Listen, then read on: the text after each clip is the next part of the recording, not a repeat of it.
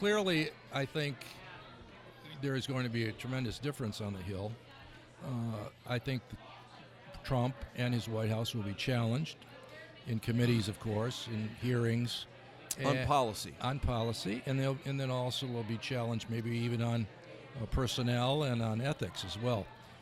But even, I think more significantly, I think Speaker Pelosi will be Is there any doubt in your mind that she will be the Speaker? I think she'll be the Speaker, yeah. She has earned it. She's been, dogged in her determination to get the House back. She's a really great strategist. Prolific fundraiser. And great fundraiser and tough. She is a tough woman.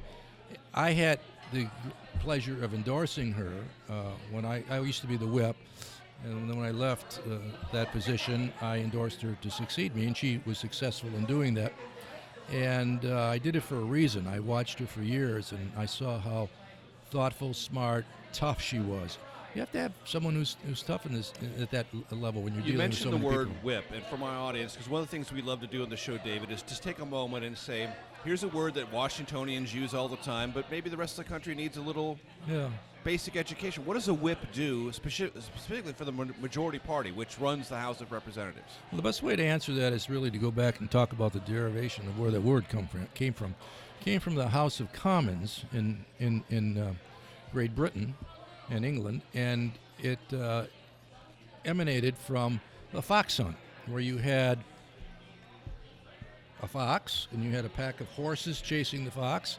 A pack of dogs chasing the fox, and then on horses were the riders, of course, chasing after all of them.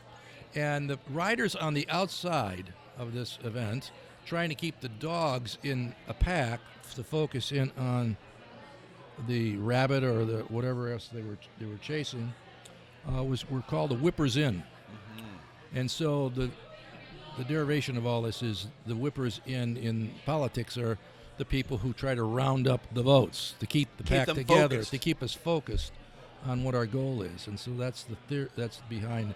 And so the whip in the House of Representatives, and in the Senate as well, he or she is responsible for gathering the votes, creating the strategy with the Speaker and the leader, and overall trying to move things along so you can actually have something to show at the end of your term. And in politics, it's a high-touch job. You have to be in constant communication. You have to listen. You also have to bring the hammer down at times to get people to budge off of the fence. Right. Listening is very important. I can't emphasize that enough.